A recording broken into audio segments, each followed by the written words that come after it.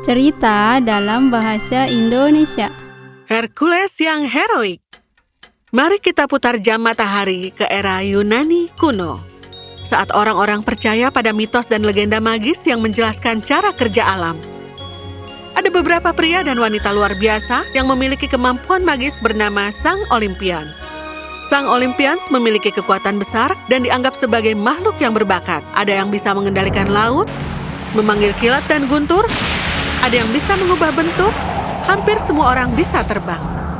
Selain itu, Sang Olympians juga dikenal karena kebijaksanaannya dan temperamennya yang garang. Zeus adalah sosok legendaris yang paling populer di seluruh Yunani kuno. Dia adalah raja dari semua Olimpian. Dia duduk di singgasana di puncak Gunung Olympus. Dia memegang petir dan mengendalikan cuaca.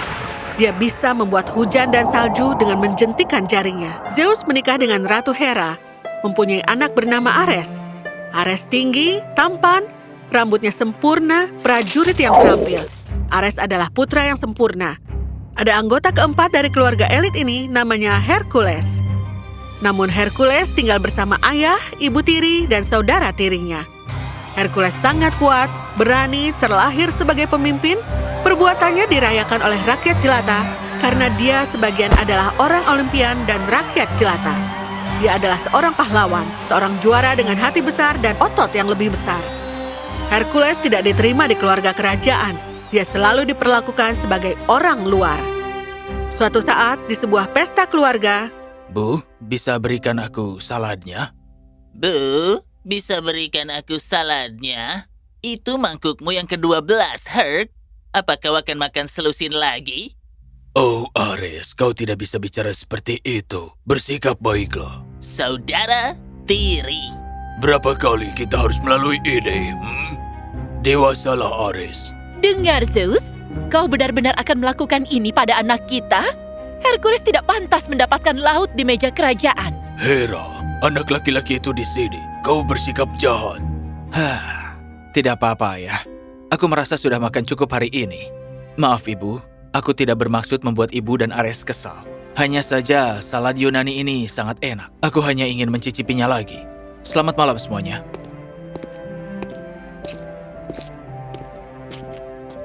Apapun yang kulakukan, aku selalu menjadi orang asing di sini. terlepas dari semua perhatian yang didapat Hercules, dia merasa ditolak oleh kerabatnya sendiri. Dia berbaring di tempat tidur, merasa sengsara dan kesepian, begadang, dan dia akan ke gimnasium setiap kali dia merasa sedih yang sangat buruk. Zeus akan segera pensiun. Dan saatnya akan tiba ketika Yunani harus memilih raja berikutnya. Hera membenci Hercules. Dia menolak gagasan darah campuran menjadi raja. Suatu malam, Hercules melihat sekumpulan anak-anak dan binatang berkumpul di taman, cekikikan dan tertawa. Jeruk ini benar-benar enak. Terima kasih, Meg. Boleh ku minta? Kumohon. Vitamin apa yang dimiliki jeruk?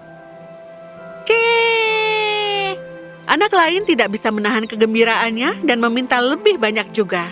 Meg, aku juga mau. Minta ya. Hanya jika kalian berjanji padaku untuk... Sikat gigi sebelum tidur. Hore! Megaera membagikan semua buah yang dia kumpulkan di keranjangnya. Anak-anak menyukai mangga dan jeruk yang manis. Megaera berdiri tepat di atasnya. Hercules tersentak. Dia bisa mengangkat halter terberat, tapi dia merasa sangat lemah di lututnya. Terima kasih. Kau adalah Hercules, bukan? Ya. Bagaimana kabarmu? Siapa namamu? Aku menyikat gigi 2 kali sehari juga, kau tahu? Siapa yang tidak mengenalmu, bocah ajaib? Kau adalah pria bujang yang paling layak di seluruh Yunani. Oh, aku Megaera. Orang-orang tersayang memanggilku Meg. Maksudku, Herc. Megaera. Nama yang indah, Meg. Bolehkah aku memanggilmu Meg? Kupikir kau sudah melakukannya, buah. Ada percikan cinta. Megaera menggoda Hercules, dan mereka berdua saling memberi nama hewan peliharaan saat pertama kali bertemu. Malam itu, Hercules tidak bisa tidur sekejap pun. Jantungnya tidak bisa berhenti memikirkan Megaera. Keesokan harinya, dia bertemu Megaera di taman dan memberinya unicorn kayu. Sejak saat itu, Hercules dan Megaera tidak dapat dipisahkan. Hati Hercules terasa penuh. Dia menjadi lebih artistik dan tidak merasakan kekosongan yang dia rasakan sebelumnya. Hera mendengar perkembangan ini. Dia merasa terancam dan cemburu.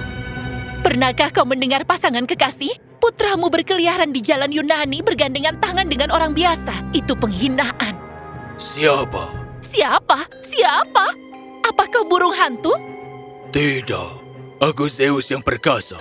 Biarkanlah. Cinta itu buta. Cinta pasti buta, Zeus, tapi aku tidak. Ares menerobos masuk setelah kalah dalam adu panco melawan Hercules. Dia mengomel kepada ibunya seperti pecundang. Ibu, Herc belum pernah ke gimnasium selama 2 minggu sekarang. Dia masih membuatku kalah dalam waktu kurang dari 1 menit.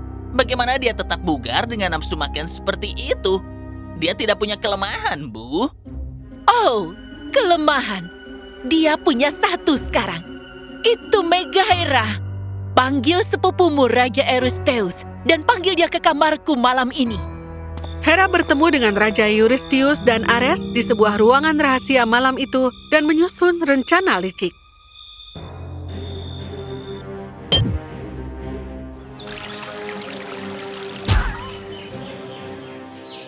Megaera bertemu dengan Hercules. Sedikit yang dia tahu bahwa itu adalah Raja Eurystheus si penipu.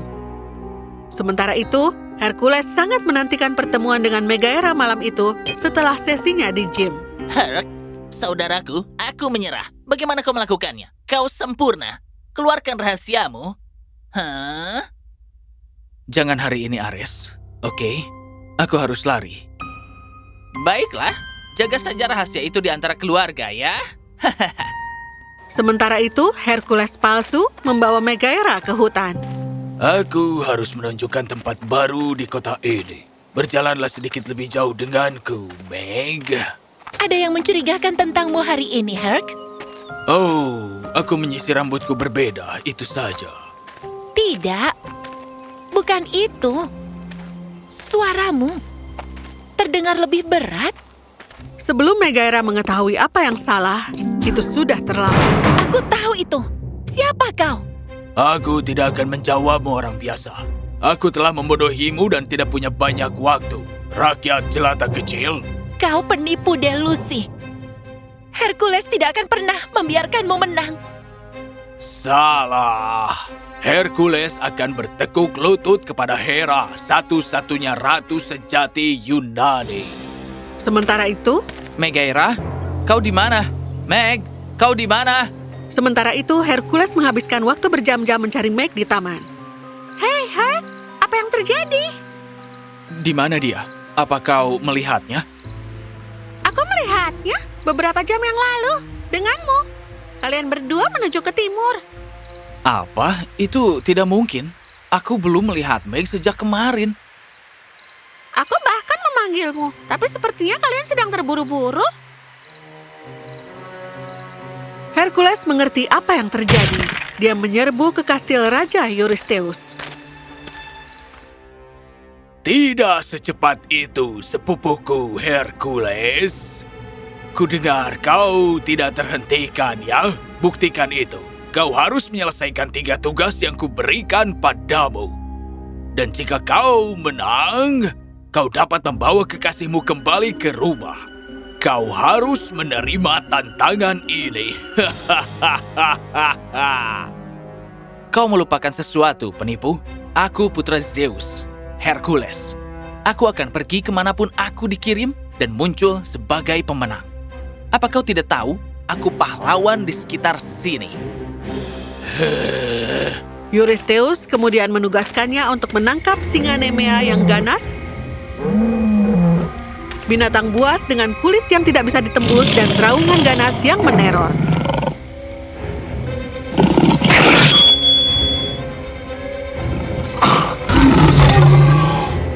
Hercules kemudian trik-trik yang dia pelajari dari pemburu tua yang pernah mengatakan kepadanya bahwa jika dia bisa membuat singa membuka mulutnya, dia bisa menanganinya dengan tangan kosong. Hercules mulai mengejek singa itu dan meneriakkan hinaan.